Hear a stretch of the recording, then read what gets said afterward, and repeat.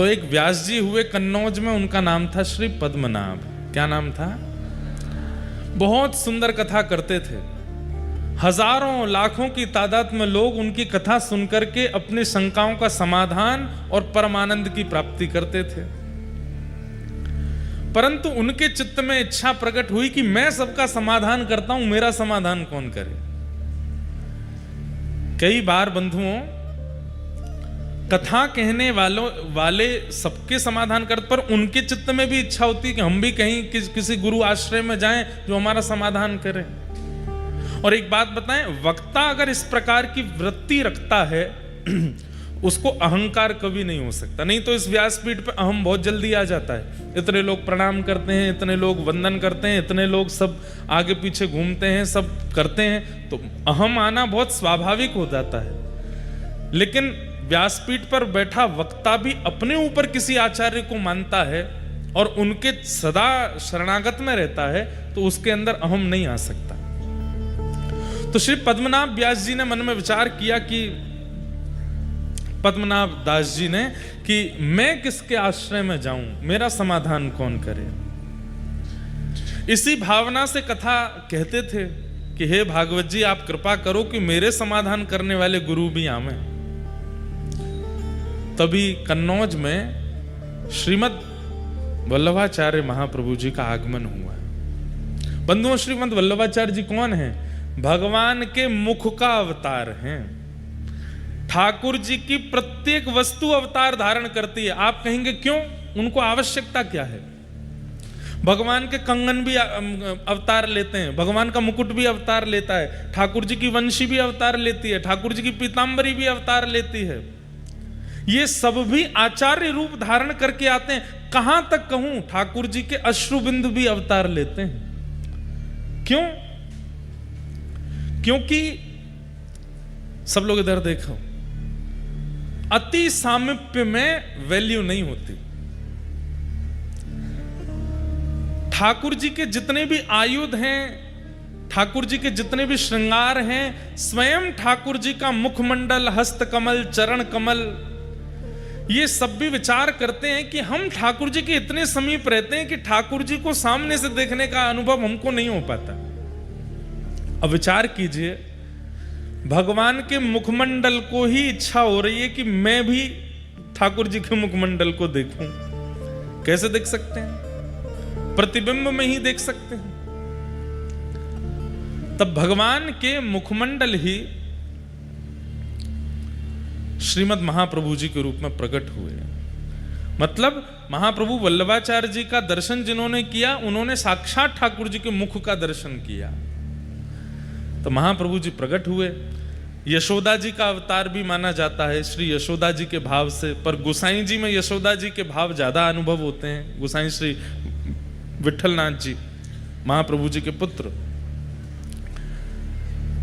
तो महाप्रभु जी का कन्नौज आगमन हुआ।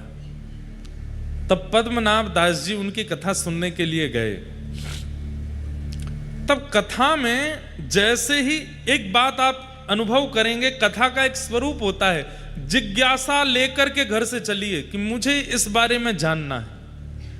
आप आश्चर्य करेंगे, हमें मत बताइएगा, या किसी भी कथा में जाकर के व्यास जी को मत बताइएगा।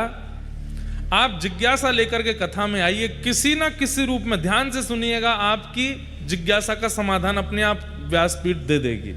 ये कथा का एक चमत्कार समझ लीजिए।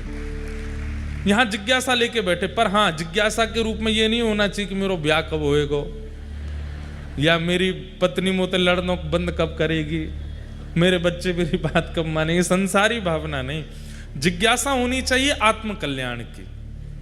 आप आकर के बैठो, आपकी जिज्ञासा का समाधान कथा करेगी। तो पद्मनाभ दास जी के चित्त में क्या जिज्ञासा थी? मैं इतनी कथाएं करता हूं, इतने लोगों के समाधान करता हूं, पर मेरे चित्त को शांति क्यों नहीं मिलती? और आप इसी जिज्ञासा से आकर के जब कथा में बैठे, उसी समय महाप्रभु जी ने एक प्रसंग कहा, और प्रसंग में कहा कि भैया, ठाकुर जी की सेवा करने वाले, ठाकुर जी की कथा सुनाने वाले, ठाकुर जी के समीप रह करके किसी भी प्रकार की सेवा का क्रम करने वाले को अपनी जीविका के लिए ठाकुर जी का प्रयोग नहीं करना चाहिए। समझ में आई बात? ठाकुर जी सजा धजा के बैठा दिए कि लोग बागा में चढ़ावा चढ़ावे, तो उस चढ़ावे से मेरे घर चले, कथा करें, उस पर चढ़ावा आवे, उससे हमारा घर परिवार चले। ठाकुर जी जीविका नहीं होने चाहिए। कर भी लो अगर जीविका के रूप में तो उसमें कोई दोष नहीं है। ठाकुर जी को तो प्रसन्नता ही होती है कि चलो भैया मोते तेरो घर चले तो चला ले, मोते अगर तेरो सब चले तो कर ले। लेकिन यदि किसी व्यक्ति को परम सुख की प्राप्ति करनी है तो ठाकुर जी का क्रम अपनी जीविका के लिए ना करे। ये बात महाप्रभु जी कथा में कह रहे थे और इसी बात को पद्मनाभ दास जी बैठ करके सुन रहे थे। पद्मनाभ दास जी बोले, मेरा तो पूरा घर कथा से ही चलता है, मेरा तो सब कुछ कथा से ही होता है। महाप्रभु जी इस बात को कह रहे हैं तो मैं इसको पालन करके देखूं। दिक्कतें तो बढ़ जाएंगी क्योंकि हमारा सर्वस्व कथा ही है, लेकिन आप इतने बड़े आचार्य चरण अगर इस बात को कह रहे हैं तो एक बार पालन करके देखें। और उन्होंने उसी दिन प्रण ले लिया कि आज के बाद घर चलाने के लिए सत्यनारायण की कथा कर लेंगे, घर चलाने के लिए महाभारत की कथा कर लेंगे, रामायण की कथा कर लेंगे, पर भागवत जी की कथा अयाचक वृत्ति से होगी। हमारे संगी साथियों को देना हो तो दीजिए, हमको कुछ नहीं चाहिए। ये प्रण श्री पद्मनाभ दास जी ने धारण कर लिया और ये भाव धारण करते ही आपने जैसे ही कथा कहना प्रारंभ किया, इतना परम शांति के अनुभव हुए, ऐसे ऐसे अनुभव ठाकुर जी के उनको होने लगे। समझ गए, बोले कि यही मेरे आचार्य हैं, जिनकी एक वाणी से मुझे परम समाधान मिला, यही मेरे गुरु हैं। गुरु कौन? गुरु वही जो हरि सो मिलावे, गुरु वही जो हरि की राह दिखावे, गुरु वही जो सब तज वृंदा विपिन बसावे, वो गुरु है। वो गुरु नहीं जिसके आश्रय में जाने से आप और संसार के हो गए, वो गुरु जिसके आश्रय में आने से, जिसकी वाणी सुनने से और संसार छूट गया, वो गुरु है। जिसकी वाणी, जिसकी उपस्थिति, जिसकी कथा ठाकुर जी के और समीप ले जावे, वो गुरु है। पद्मनाभ दास जी महाप्रभु जी के शरणागत हो गए और कहा कि प्रभु अब आप मुझे स्वीकार करो, मैं आपसे परम प्रसन्न हूं, आपने मेरे जीवन के समाधान कर दी, अब मैं परम आनंद में रहता हूं, भागवत जी बिल्कुल अयाचक वृत्ति से करता हूं और मुझे इतना सुख मिलता है। मेरे घर वालों को दिक्कत होती है, घर में धन नहीं जाता, थोड़े धन आदि की तंगी हो जाती है, लेकिन मुझे परम सुख मिलता है। और पद्मनाभ दास जी महाप्रभु जी के अनुयायी हो गए। महाप्रभु जी यदा कदा कहीं कहीं जाते तो पद्मनाभ दास जी को संग लेके जाते थे। गुरु भी कई बार शिष्य के शिष्यत्व को परखता है और परखना भी चाहिए। शिष्य धनवान है, शिष्य सर्वगुण संपन्न है और उस पर कृपा ज्यादा करे, ये गुरु का स्वभाव नहीं होना चाहिए। गुरु शिष्य के शिष्यत्व को देखे और महाप्रभु जी ने पद्मनाभ दास जी के शिष्यत्व को देखा। सब लोग इधर देखिए, कहां से पधारे आपके निधि, सुनिए उनके बारे में। और ऐसा कैसा जीवन एक साधक को रखना पड़ता है तब जाकर के ऐसे निधि मथुराधीश जैसे प्राप्त होते हैं, ये सुनिए। तो श्री पद्मनाभ दास जी महाप्रभु जी के साथ जाते थे। एक बार महाप्रभु जी कहीं प्रवास पर गए और आप प्रसाद करने के लिए बैठे थे, बाहर द्वार पर पद्मनाभ दास जी खड़े थे, तभी एक व्यक्ति दौड़ा दौड़ा आया और बोला महाप्रभु जी कहाँ हैं, मुझे उनसे मिलना है। तो पद्मनाभ दास जी बोले भैया अभी आचार्य चरण प्रसाद पा रहे हैं, हमें बता दो क्या बात है। क्रोध में था तो उसने बताया महाप्रभु जी के पीछे पीछे चल रहा था मैं, ये जान करके कि ये आचार्य हैं, इनकी सन्निधि में रहने से मुझे आनंद की प्राप्ति होगी, पर मेरे साथ तो गलत हो गया। बोले क्यों? अब ये तो आगे से कहीं मुड़ गए, वहां पर डकैतों ने मुझे पकड़ लिया और मेरा सब धन हरण कर लिया, मेरे गले का सब आभूषण ले गए और मेरे साथ तो बड़ा बुरा हुआ। तो मैं जितना मेरा आभूषण चोरी हुआ, जितने धन चोरी हुआ, सब मांगने आया हूं, क्योंकि इनके पीछे चल रहा था मैं। तो पद्मनाभ दास जी बाहर खड़े खड़े सोचे, ये बात महाप्रभु जी तक जाने लायक नहीं है। उन्होंने कहा, कितना धन बनता है तुम्हारा? बोले इतना इतना धन बनता है। तो बोले चलो हम दिलाते हैं। और उनको किसी सेठ के पास गए, सेठ से कर्जा लेकर के उस व्यक्ति को धन दे दिया, महाप्रभु जी को नहीं बताया। अब वो सेठ जी बोले, भैया इतना ब्याज बनेगा, कब लौटाओगे? बोले कि अब मैं करूंगा।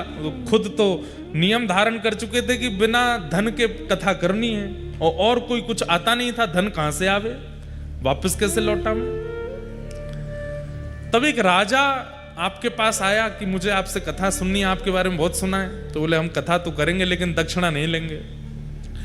राजा तो कथा मांगने ही आया था, तो 4-5 बैलगाड़ी भर के सामग्री लेके आया था। बोले हम धन नहीं लेंगे। तो राजा बोला तो फिर ऐसे ही सुना दीजिए, हमको क्या, आप नहीं लेंगे तो हमें तो कथा सुननी है। लेकिन तभी उनको याद आया कि वो एक सेठ का हमको चुकाना है, पर कथा का पैसा भी नहीं लेना है, क्या करें? तो आपने राजा से कहा, अगर हम भागवत ना सुना करके महाभारत सुना दें तो हम दक्षिणा ले लेंगे। राजा बोला, हमको तो भागवत सुननी है। बोले कि सुनो, देखो हम तुमसे क्या छुपाएं, सीधी बात ऐसी है, हमने नियम लिया कि हम भागवत जी का दक्षिणा नहीं लेंगे, और हमको किसी का कर्जा चुकाना है तो हम महाभारत सुना देंगे ताकि तुम दक्षिणा दो तो हम उसका चुका दें।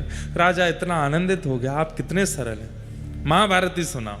तब आपने महाभारत की कथा सुनाई, और महाभारत सुना करके जो दक्षिणा मिली ब्याज सहित उस सेठ को चुका दिया।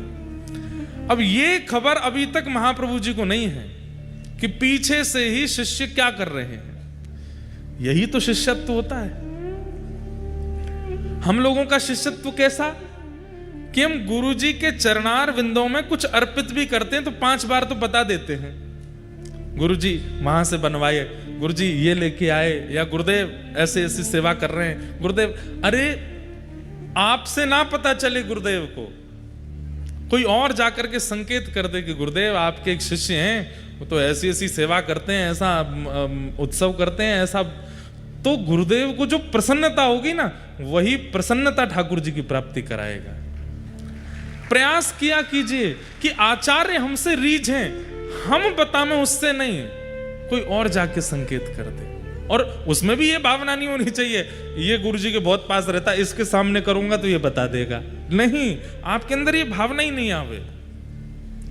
महाप्रभु जी के पास जब ये बात गई, महाप्रभु जी ने पद्मनाभ दास जी को बुलाया, बोले सुनो, वो एक व्यक्ति उस दिन लड़ रहा था द्वार पर आकर के, तुमने हमसे क्यों नहीं मिलवाया? बोले कि आप उस समय प्रसाद पा रहे थे। क्या कह रहा था वो? बोले वो कह रहा था कि आपके पीछे पीछे वो चल रहा था, आप कहीं गली में मुड़ गए, वो भटक गया तो डाकुओं ने उसको लूट लिया, उसका जो धन बनता है वो मांगने आया था। हमने कहा आप देखते अच्छे नहीं लगते, तो हमने ऐसे ऐसे करके उसका धन कर दिया, और महाभारत की कथा करके दक्षिणा लेके ब्याज भी चुका दिया। महाप्रभु जी के नेत्र सजल हो गए, हृदय से लगा लिया, बोले हम तुमसे बहुत प्रसन्न हैं, मांगो कुछ। तब आपके चित्त में इच्छा प्रकट हुई कि मुझे ठाकुर जी की सेवा मिले। आचार्य चरण, आप कृपा करके मुझे ठाकुर जी की निज सेवा प्रदान कर दीजिए। जैसे अन्य सेवक आपके अपने घर में नवनीत प्रियालाल जी की सेवा करते हैं, अन्य ठाकुरों की सेवा, चित्रपट की सेवा आदि आदि करते हैं, ऐसे मुझे भी आप एक सेवा प्रदान करें। पर मेरी एक इच्छा है, ध्यान से सुनिएगा, मेरी एक इच्छा है। बोले क्या? धृष्टता कर रहा हूं, क्षमा मांगते हुए प्रार्थना कर रहा हूं। मेरी इच्छा यह है कि मैं जिन ठाकुर की सेवा करूं वो स्वयं प्रकट हों, वो किसी मूर्तिकार के द्वारा बनाए गए या कहीं से पधराए गए ठाकुर जी नहीं, स्वयं प्रकट हो। जैसे वृंदावन में गोविंद देव जी प्रकट हुए, हमारे मदन मोहन जी प्रकट हुए, शालिग्राम जी से श्री राधारमण लाल जी प्रकट हुए, गिरिराज जी से श्रीनाथ जी प्रकट हुए, ऐसे ही नाथ स्वयंभू। अच्छा, स्वयंभू ठाकुर जी किन्हें माना जाता है? उनके लिए भी शास्त्रों में वर्णन है। पहला, पृथ्वी से प्रकट हों, दूसरा पहाड़ से प्रकट हों, पर्वत से प्रकट हों, तीसरा शुद्ध दैविक नदियों से प्रकट हों, और चौथा किसी वृक्ष की जड़ से प्रकट हों। ऐसे कुछ नियम हैं, उन्हीं को ही स्वयंभू ठाकुर जी माना। आजकल लोग बाग क्या करते हैं, पहले ही धर देते हैं नीचे जाके, वो हमारे घर से निकले हैं, हमारे घर की खुदाई में निकल आए ठाकुर जी, हमारे वहां पे निकले, जो निकले। स्वयंभू ठाकुर जी का भी नियम बताया गया। या शालिग्राम से प्रकट हों, जैसे हमारे राधा रमन लाल जी, उनको स्वयंभू ठाकुर जी माना जाता है। तो श्री पद्मनाभ दास जी ने इच्छा प्रकट की कि महाप्रभु जी, मैं सेवा करना चाहता हूं ठाकुर जी की, लेकिन ठाकुर जी स्वयंभू हों, स्वयं प्रकट हों। महाप्रभु जी प्रसन्न हो गए, बोले चिंता मत करो, प्रतीक्षा करो। अगर सेवा चाहते हो तो सेवा तो आज से पधरा दें, लेकिन तुम्हारी इच्छा स्वयंभू की है तो स्वयंभू के लिए चित्त में ठाकुर जी को विराजमान करो और बस प्रतीक्षा करो, कृपा होगी तो ठाकुर जी प्रकट होंगे। पद्मनाभ दास जी बोले ठाकुर जी की कृपा कब होगी पता नहीं, वो तो 1 जन्म 2 जन्म 10 जन्म लगा देते हैं, पर गुरु प्रसन्न हो जाएंगे तो अभी हो जाएगी। आप बस रीच करके कह दीजिए कि ठाकुर जी मिलेंगे। महाप्रभु जी बोले हम आशीष देते हैं कि ठाकुर जी मिलेंगे, बस प्रतीक्षा करो। अब प्रतीक्षा करो यह शब्द कहा तो इसके बाद शिष्य का यह मतलब नहीं होता कि रोज पूछे और कितनी प्रतीक्षा और कितने दिन, नहीं। प्रतीक्षा मतलब अब करते ही रहो, पूछो नहीं दोबारा। अनेक वर्षों तक प्रतीक्षा की। महाप्रभु जी के साथ जहां जहां प्रवास पर जाते थे, कभी कभी जाते थे, फिर बाद में महाप्रभु जी ने इनको सदा के लिए रख लिया। जहां भी जाते थे ये साथ ही जाते थे। प्रवास करते हुए एक दिन आप गोकुल पधारे, पद्मनाभ जी साथ में पधारे, और गोकुल में संध्या के समय पर महाप्रभु जी यमुना जी के तट पर बैठ करके संध्या कर रहे थे, और दूर बैठ करके श्री पद्मनाभ दास जी अपने गुरुदेव को बस देखते ही रहते थे, दर्शन ही करते रहते थे। दर्शन करते करते करते करते तभी यमुना जी की रेत अपने आप खिसकने लगी जमुना जी के भीतर।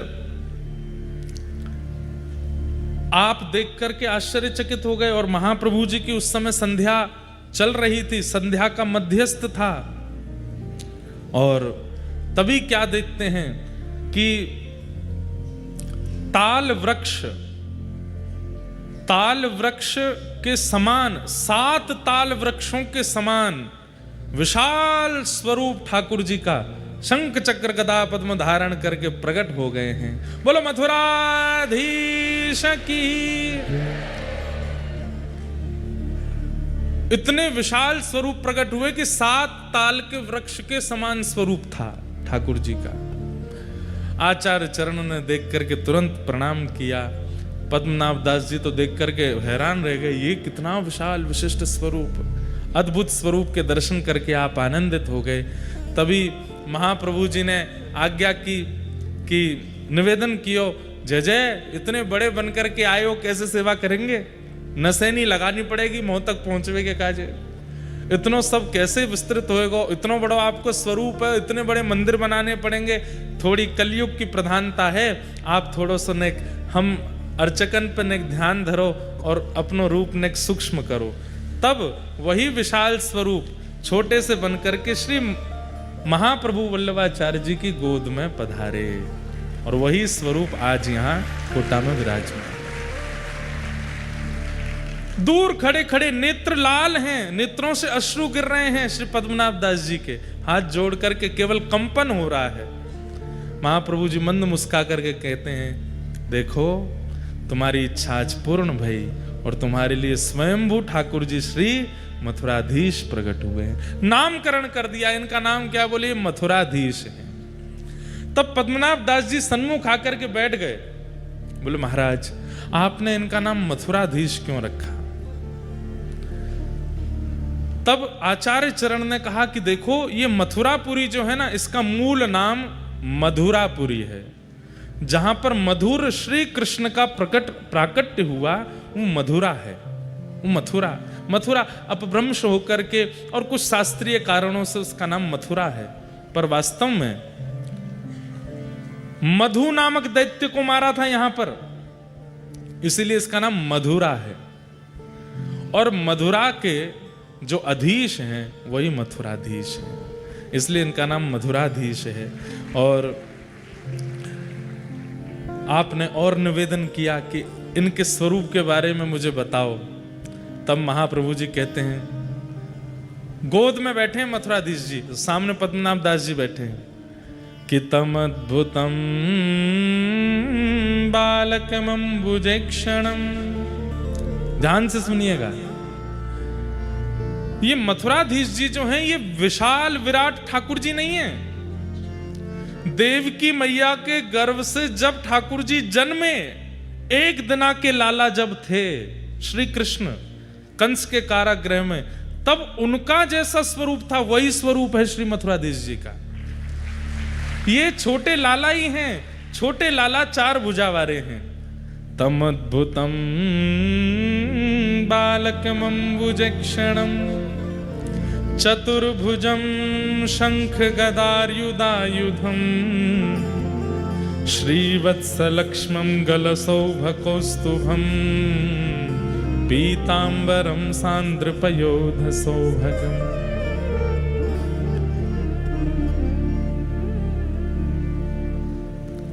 महाप्रभु जी कहे, पद्मनाभ दास, एक बार कहीं कथा में तुमने ठाकुर जी का प्राकट्य सुना था, और ठाकुर जी के उस प्राकट्य को सुनकर के तुम इतने भावुक हो गए, इतने भावुक हो गए, उसी समय ठाकुर जी ने निश्चित कर लिया कि यही स्वरूप तुमको प्राप्त होगा, क्योंकि जिस स्वरूप को सुनकर के तुम इतने प्रेमवश हुए हो वही स्वरूप तुम्हारे पास आएगा, और वही स्वरूप आज आया है।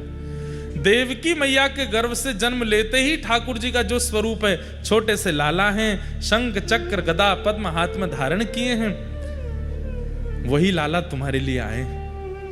शंख चक्र गदा पद्म का अर्थ क्या है बंधुओं? पृथ्वी, अग्नि, जल, वायु और आकाश, ये 5 तत्व हैं। बहुत ध्यान से सुनिए सब लोग, इधर देखो, इधर देखो, सुनो। भगवान के चतुर्भुज रूप में जो शंख है ये जल तत्व है। शंख का प्रादुर्भाव कहां से होता है? कहां से होता है? जल से होता है। तो जल तत्व के रूप में शंख विराजमान है। अग्नि तत्व के रूप में सुदर्शन चक्र विराजमान है, क्योंकि चक्र जब ठाकुर जी के हाथ से प्रकट होते हैं उस समय अग्नि के समान तेज प्रकट हो जाता है।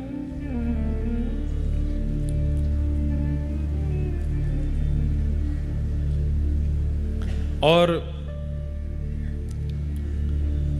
जो भूमि तत्व है, उस भूमि तत्व से ठाकुर जी के हाथ में कमल विराजमान है, और आकाश तत्व से ठाकुर जी के हाथ में गदा विराजमान है, और वायु तत्व ठाकुर जी का स्वयं स्वरूप है। कैसे?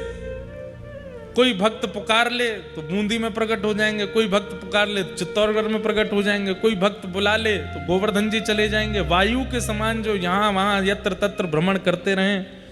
कुम्मन दास जी बुला में तो ठाकुर जी उनके पास चले जाएं, सूरदास जी बुला में तो ठाकुर जी उनके पास पहुंच जाएं।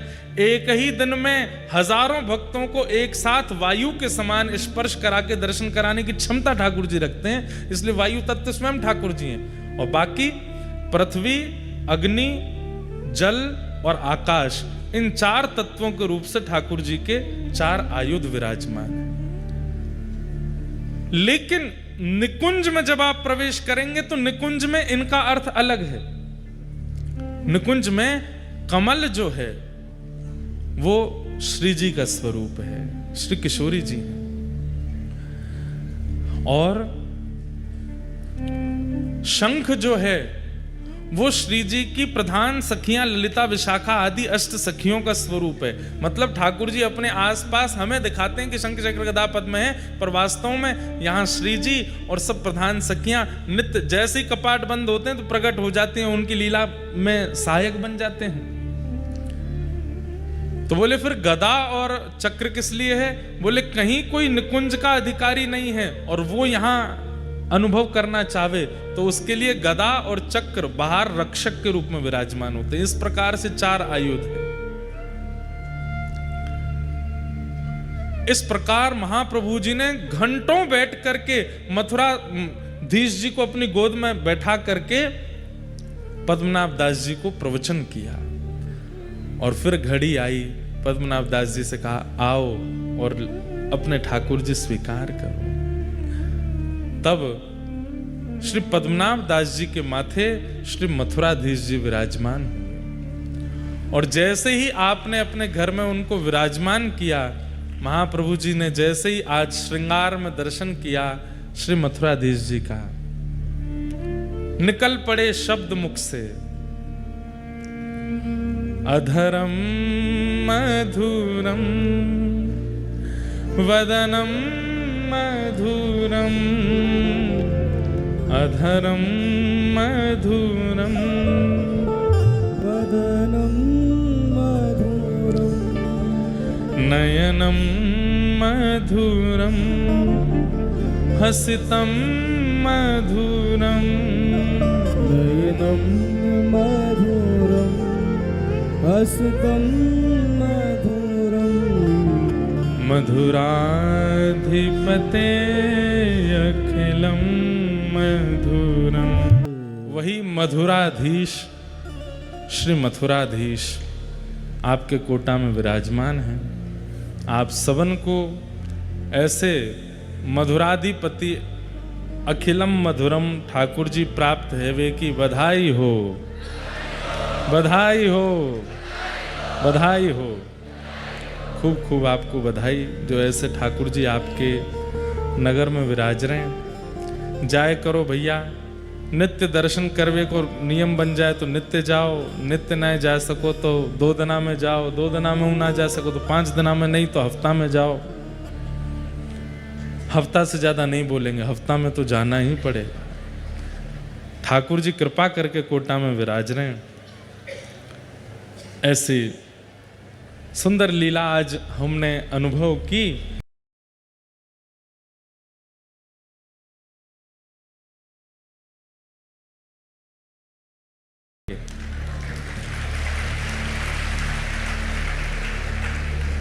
कृपा करके आज श्री राधा रमन लाल जी के परम सेवाधिकारी, जिनके माध्यम से ठाकुर जी की मधुर सेवा श्री वृंदावन में श्री राधा रमन लाल जी करते हैं, और जिनकी कृपा से हम यहाँ मथुराधीश जी को कथा सुनाने आ पाए हैं, ऐसे श्री राधा रमन लाल जी के परम चरण सेवक श्री मनमांद गौड़ेश्वर वैष्णवाचार्य श्री अनुराग गोस्वामी जी महाराज पधारे हैं। आपको बारंबार प्रणाम। साथ ही हमारी बड़ी बहन जी भी आई हैं, उनको भी बहुत बहुत वंदन। इन्हीं की वजह से आहर रही ये कथा तो हमने कही अब भेज तो रही हैं हमें कोटा, तो आप भी आइए। तो आज पधारी हैं। आज मधुर ठाकुर जी का जन्मोत्सव होना है कथा में। कथा क्रम हम थोड़ा थोड़ा कहते हुए आगे चलेंगे। और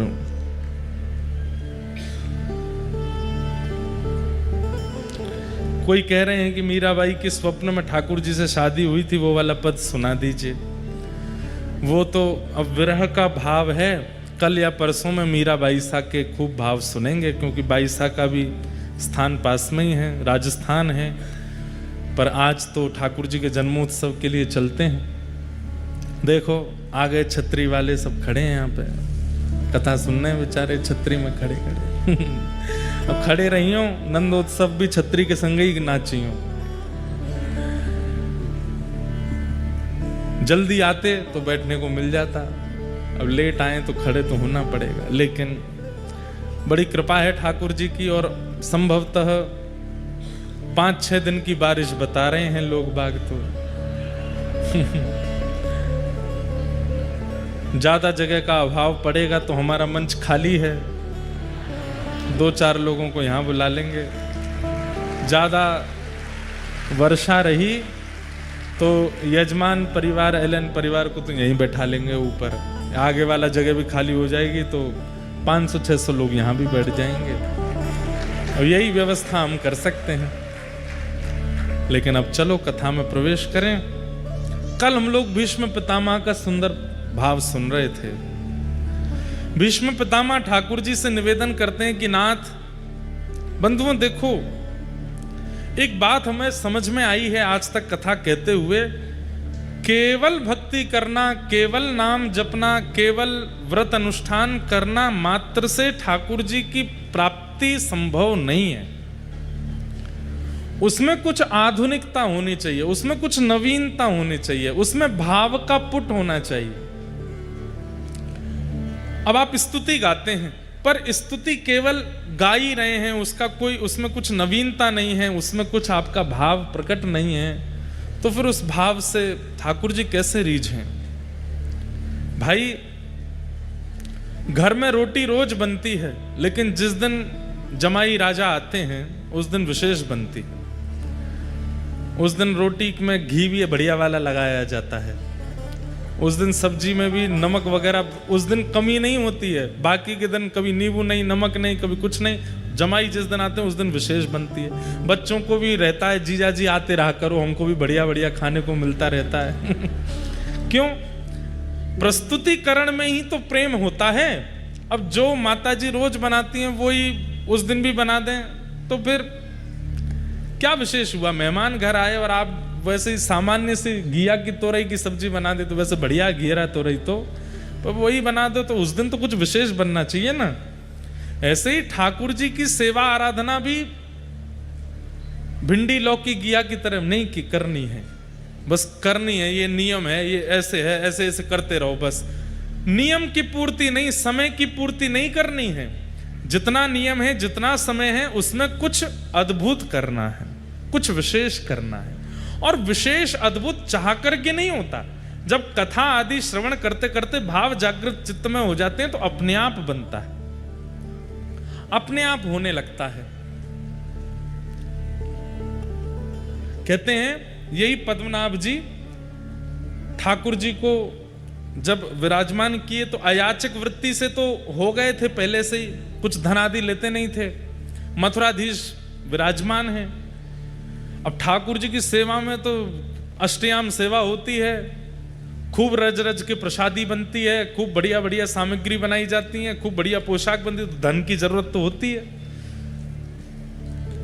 तो एक समय आने पर ऐसी स्थिति हो गई श्री पद्मनाभ दास जी की कि मथुराधीश जी को भोग भी नहीं पधरा पा रहे थे। तब आपने क्या किया? केवल छोले थे आपके पास में, तो उन छोलों को ही पात्रों में रख देते थे और पात्र को ऊपर से ढक करके ठाकुर जी से कहते, जय जय। आप सामग्री थोड़ी देखते हो, आप तो भाव देखते हो ना। अब सामग्री के लिए तो हम पर इतनी संपत्ति नहीं है, इतनी व्यवस्था नहीं है कि हम आपको विविध विविध सामग्री पवा सकें। अब ये छोले ही हैं, आप इनको स्वीकार करो। और आप छोले ढक करके और ऐसा भाव रखते, जय जय। है सारे पात्रों में छोले ही, लेकिन भावना क्या कर देते, देखो कैसी बढ़िया कड़ी बनी है, जय जय, भोग लगाइयो प्रेम से। या में खीर पधराई है, जय जय, ऊपर ते केसर डारी भैया प्रेम से पहियो। या में श्रीखंड है, या में मलाई रबड़ी है, या में ये साग है, या में ये सामग्री है, या में ये दूध घर की सामग्री है, ऐसी रोटी है, ऐसी पूड़ी है। ऐसी केवल भावना रखते थे और नेत्रों से अश्रु प्रवाह करते, बोले ठाकुर जी भावना को प्रसाद है, स्वीकार करो। कहते हैं भोग पधरा करके, छोले पधरा करके जाते, थोड़ी देर बाद में मंदिर में सुगंधी आने लगती कढ़ी की, थोड़ी देर में सुगंधी आती खीर की, थोड़ी देर में सुगंधी आती रबड़ी मालपुआ की। जो जो भावना वो धारण करते थे छोलों में से वैसी सुगंधी आने लगती। ठाकुर जी उसको वही भाव मान करके स्वीकार कर लेते थे।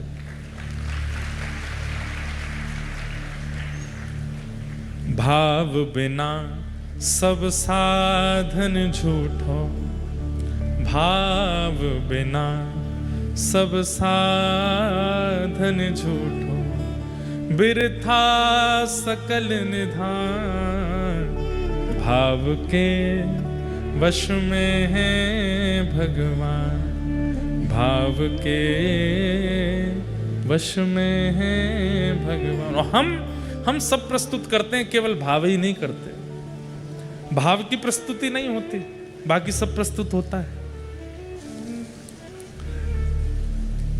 भाव नहीं तो हर मंदिर में दीखत बस पाषाण, भाव होए तो जित देखूं तित प्रगट होए भगवान, भाव के वश में है भगवान। हमने भावना की, कई लोग ऐसा बोल जाते हैं, अरे आपका उत्सव चल रहा था, आपका वो बढ़िया बारिश हो गई, इंद्र ने सब मिटा दिया, इंद्र ने तो ऐसा विघ्न डाला। अरे विघ्न मानोगे तो विघ्न है।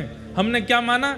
ठाकुर जी आए हैं प्रकृति के रूप में, एक पूरा कथा पंडाल लेके बैठे हैं। भावना रखी, सबके मुख प्रसन्न हो गए, सब आनंदित हो गए और ठाकुर जी की भावना हो गई। भाव। भीष्म पितामह सामान्य बात कह रहे हैं कि मेरा मन आपके चित्त में लगे, लेकिन इस भावना से अपनी स्तुति में कह रहे हैं कि ठाकुर जी प्रसन्न हो गए।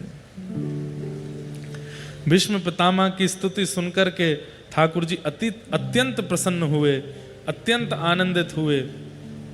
और अंततो गत्वा भीष्म पितामह कहते हैं, बोले नाथ, जीवन में मैंने आपसे कुछ नहीं मांगा, लेकिन आज कुछ मांगना चाहता हूं। ठाकुर जी बोले, कहो। ललित गति विलास वल्गुहास, प्रणय निरीक्षण कल्पितो रुमान, कृतमनुकृतवत्य उन्मदान्धा, प्रकृति मगन किल यस्य गोपवध्वः। भीष्म पितामह क्या कह रहे हैं? बोले नाथ, सुदर्शन चक्र के साथ आपका दर्शन किया है, विराट रूप में आपका दर्शन किया है, द्वारिकाधीश रूप में आपका दर्शन किया है, अर्जुन के सारथी के रूप में आपका दर्शन किया है, और बहुत सारे दर्शनों को यहां बताया। जब आप चाबुक चलाते थे तो घोड़ों के पैरों से उड़ने वाली धूल आपके पसीनों से आके चिपक जाती थी। उस समय आपके घुंघराले केश आपके मुखमंडल पर आते थे, और आप इतने व्यस्त होते समय अपने हाथों से जब अपना मुख पहुंचते थे, आपकी वो छटा, आपकी वो छवि, मैंने सब रूपों में आपका दर्शन किया। केवल एक रूप है जिसका मुझे अभी तक दर्शन नहीं हुआ है। मैं आपसे प्रार्थना करता हूं कि मुझे उस रूप का दर्शन अगले जन्म में हो, इस जन्म में नहीं। क्यों? दुर्बल हो गया मैं, मेरे रोम रोम में बाण लगे हैं, अब मैं उठ नहीं सकता, अब मैं कुछ कर नहीं सकता। इस जन्म में नहीं, अगले जन्म में। मतलब वैकुंठ नहीं मांगा, मुक्ति नहीं मांगी, एक जन्म और मांगा है। और कैसा दर्शन करना चाहता हूं? बोले ललित गति विलास वल्गुहास। आप टेढ़े मेढ़े चाल चलते हैं, ऊंची घुटने तक धोती पहनते हैं, पैरों में कड़ूले पहनते हैं, कमर पर कौंधनी बांध करके, कारी कमली अपने तन पर लपेट करके, अपने कटाक्ष नेत्रों से इधर उधर देखते हुए, स्वर्ण चांदी का मुकुट नहीं, किसी वन में जाकर के पत्तों को इकट्ठा करके वनमाली भेष अपने सिर पर वन के पत्रों के मुकुट धारण कर लेते हैं। एक हाथ एक गैया के कंधे पर डाल करके दूसरे हाथ से वेणु रव करते हुए वो वृंदावन के बाल कृष्ण, उनका मुझे दर्शन करना है, उस छवि का मुझे अनुभव करना है। और उस छवि का दर्शन करने के लिए हे नाथ, या तो मुझे व्रज की गोपी बना देना या व्रज की मुझे गैया बना देना। बंधुओं, इस कथा में गोपाष्टमी भी आएगी। कल है कि परसों है? परसों है या कल भी है शायद। गोपाष्टमी पर हम विशेष लीला सुनाएंगे गौचारण की, ठाकुर जी की। कितना प्रेम करते हैं ठाकुर जी गैयाओं से।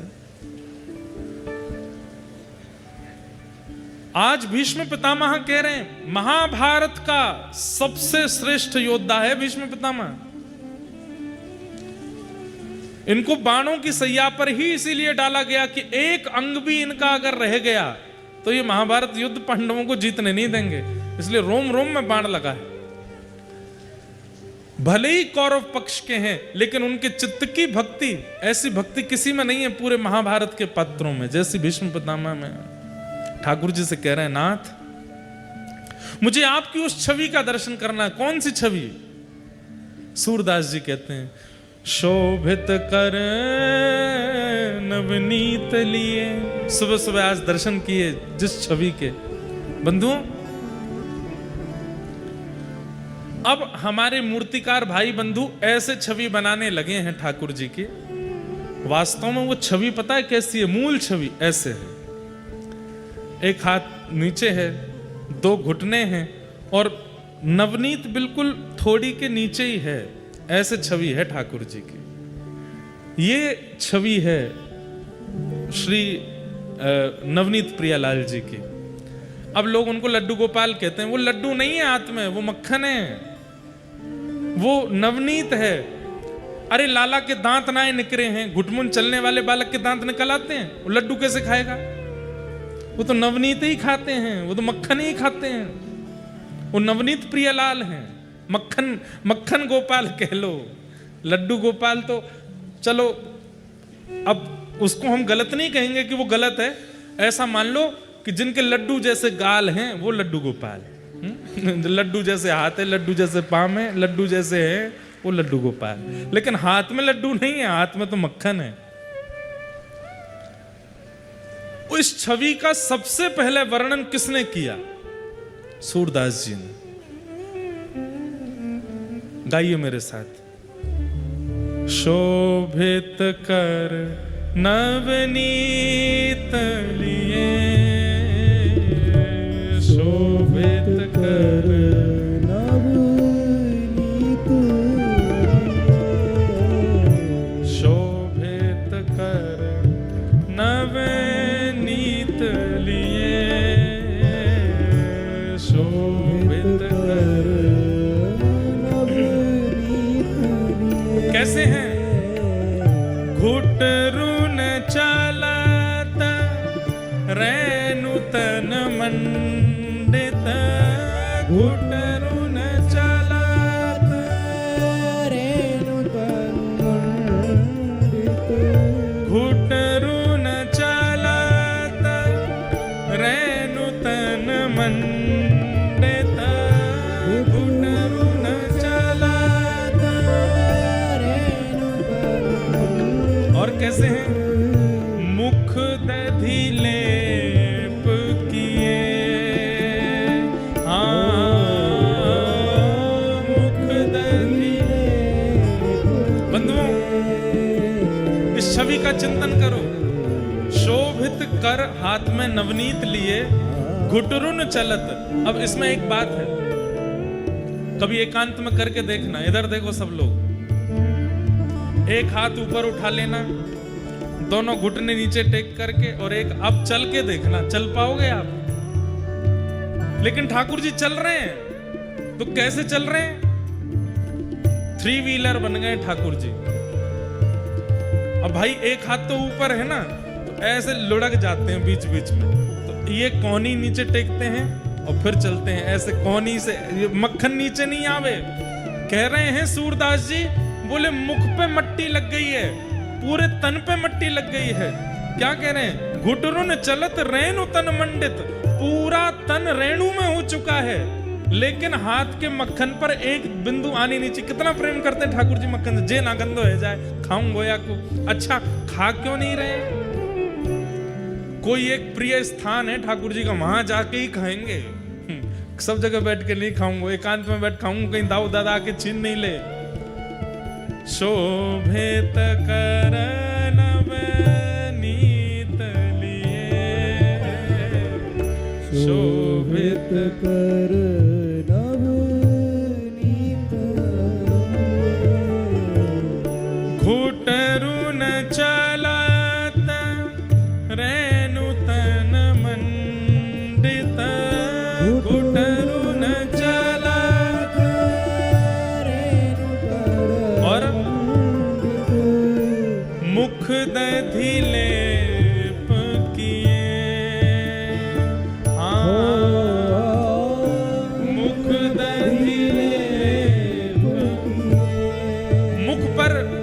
जगह दही लगी है। कैसी सुंदर ठाकुर जी की छवि है।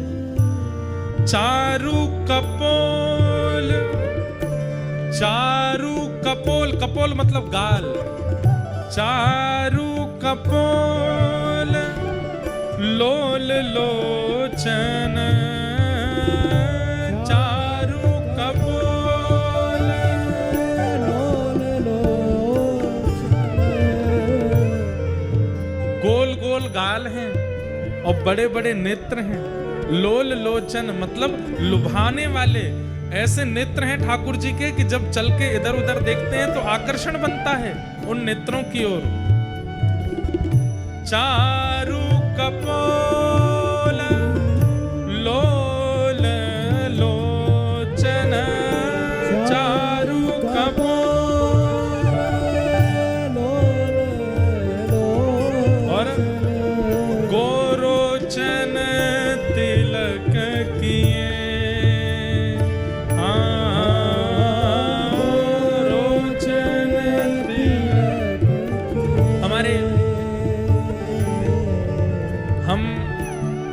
आधे तो रामानुजी हैं और आधे पुष्टि मार्गी हैं। क्यों? हमारे पूज्य पिताजी महाराज और हम तो रामानुज वैष्णव हैं, पर हमारे पूज्य नाना जी पुष्टि मार्गी थे, पंडित श्री कृष्णलाल शास्त्री, और उनको लाखों की तादाद में पद याद थे। उन्हीं की कृपा से हम पद गाते हैं। उन्होंने ही व्यासपीठ पर बिठाया। तो हमारे पूज्य नाना जी वो उसका इतना सुंदर वर्णन करते थे। गोरोचन तिलक किए। गैया के यहां माथे पर भीतर एक गोरोचन होता है। किसी किसी गाय के नासिका से वो रोचन प्रकट होता है। वो मल की तरह नहीं होता, वो गंदा नहीं होता, उसमें इत्र की तरह सुगंधी होती है। वो गोरोचन यहां से प्रकट होता है किसी किसी गाय के। लाखों में से किसी एक गैया के प्रकट होता है गोरोचन। वह गोरोचन का तिलक लगाती है यशोदा मैया लाला को। 9 लाख गैया हैं तो महीना 1.5 महीना में एक गैया के गोरोचन प्रकट हो जाता है। आजकल संभव नहीं है, और होता होगा तो पता नहीं, लोगों को खबर नहीं होगी इसलिए उसका पता नहीं चलता। कींच जैसी होती है, जैसे खस की कींच होती है ऐसी कींच निकलती है और जरा सी निकलती है। वो मैया इकट्ठा करके लाला कुआ को तिलक लगावे, गोरोचन तिलक किए। पर हमारे पूज्य नाना जी इसका एक अर्थ और करते थे। बोले लाला यहां गोरोचन को गोवर मान लो। तो मैंने कि नाना जी गोबर को तिलक लगा रहे ठाकुर जी। तो इसका इतना सुंदर वर्णन करते नाना जी बोलते, बोले लाला ठाकुर जी के तन पे रेणु लगी है और ठाकुर जी को मक्खन खानो है। अब प्रिय वस्तु खावे के काजे साफ सुथरा तो होना पड़ेगा। तो ठाकुर जी सोचे अब कहां जाऊं, तो मैया के पास जावे। तो मैया से कहवे गए कि मेरे तन की मिट्टी हटाए दो। बोलनो आवे ना लाला ते, लेकिन तन में मिट्टी लगी मैया देखेगी तो हटा देगी। तो मैया के पास गए। वहां समय मैया अपना श्रृंगार कर रही है। और मैया कैसे श्रृंगार कर रही है? एक सफेद बिंदी लगावे, फिर एक लाल बिंदी लगावे, फिर एक सफेद बिंदी लाल बिंदी, सफेद बिंदी लाल बिंदी, सफेद बिंदी लाल बिंदी, ऐसे मैया अपना श्रृंगार कर रही है। ठाकुर जी देख रहे हैं, मट्टी वट्टी तो भूल गए। ठाकुर जी बोले मैं करूंगा ऐसा श्रृंगार, कैसे करूं? दोबारा लौट करके गए फिर गौशाला में। बोले सफेद बिंदी तो मेरे हाथ में, लाल बिंदी कहां ते लाऊं? लाल बिंदी दिखनी सो गोबर उठा लियो। सो एक बिंदी तो मक्खन की लगा में और दूसरी बिंदी गोबर की लगा में, फिर एक बिंदी मक्खन की लगा में, फिर दूसरी बिंदी गोबर की लगा में। ऐसे ठाकुर जी अपने मुख पर यहां पर दही लेप रखी है, ऊपर यहां पे मक्खन और गोबर से ठाकुर जी गोरोचन तिलक की। कितना सुंदर वर्णन है सूरदास जी की वाणी में। शोभित कर नवनीत लिए, शोभित कर नवनीत। और आगे सुनो,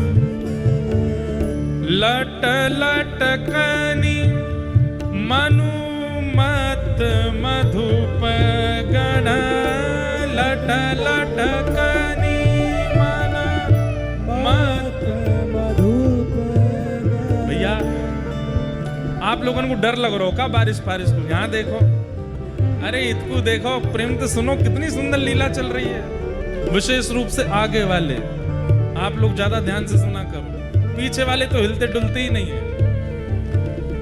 अब देखो, ये ऐसी व्याख्या आचार्यों की कृपा से ही समझ आती है। आप लोग इस पद को पढ़ लो, व्याख्या नहीं कर पाओगे। अब क्या कह रहे हैं? लट लट कन मन मत मधुप गण।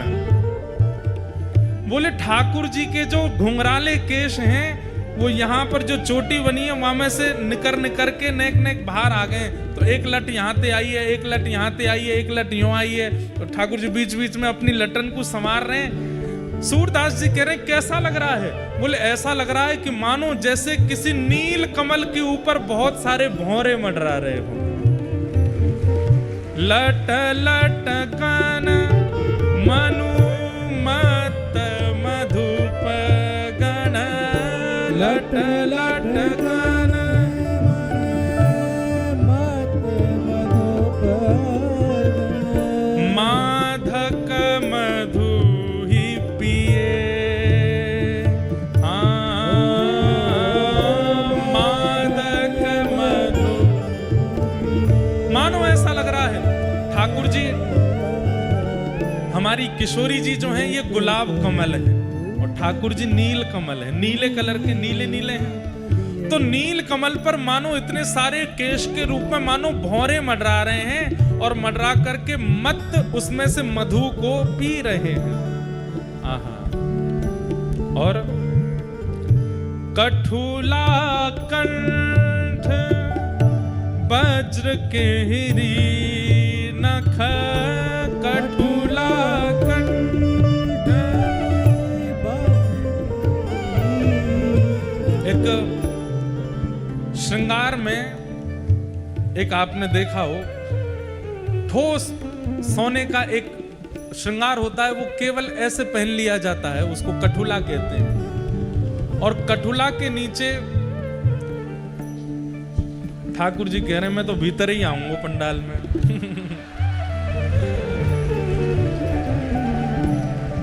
ऐसा सुंदर वर्णन है रो तो मन तो करेगो। इस समय देखो, आप इधर की तरफ देखो, जो प्रकाश है यही श्री ठाकुर जी को वर्ण है। ऐसे ही है श्याम सुंदर, ऐसा ही वर्ण है बिल्कुल। नील सरोरुह, ना तो नीले हैं ना काले हैं, ऐसे हैं। उनका वर्णन ऐसा ही। आहा। कठुला कंठ। और मैया केवल 2 माल पहनाती है लाला को, कंठ में कठुला पहनाती है और नीचे बाघ नख। जो बाघ होता है उसके नाखून, 2 नाखून ऐसे विपरीत करके यहाँ बग नखा पहनते हैं, इससे लाला को नजर ना लगे। तो कैसे हैं ठाकुर जी? इसलिए हम कहते हैं कि जय जय को ठाकुर जी को बग नखा जरूर पहनाओ। और नख यदि बाघ का कहीं संभव, बाघ को पकड़ करके नहीं लेना है, पकड़ के ले भी नहीं पाओगे। कहते हैं कि जब बाघ चलता है तो कहीं कहीं उसके नाखून टूट के गिर जाते हैं, तो कोई फॉरेस्ट वाले आपके जानकार हो तो उनसे मंगवाओ। और अगर संभावना नहीं बन सकती बाघ नख की, तो फिर बाघ नख की तरह सोना चांदी या कोई भी धातु उसकी आकृति में बनवा के पहना दो, उससे ठाकुर जी को नजर गुजर नहीं लगती। ठाकुर जी को नजर नहीं लगेगी तो सेवक को भी नहीं लगेगी, वाके सेवक परिवार को भी नहीं लगेगी। बग नखा पहनाओ। कठुला कंठ वज्र के हिरी नख, कठुला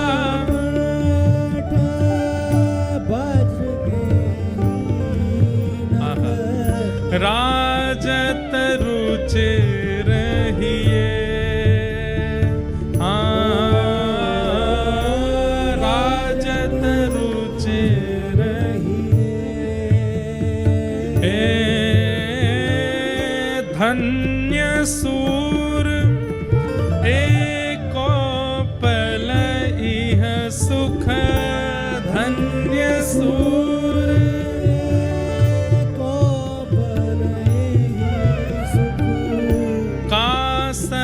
कल्प जिए।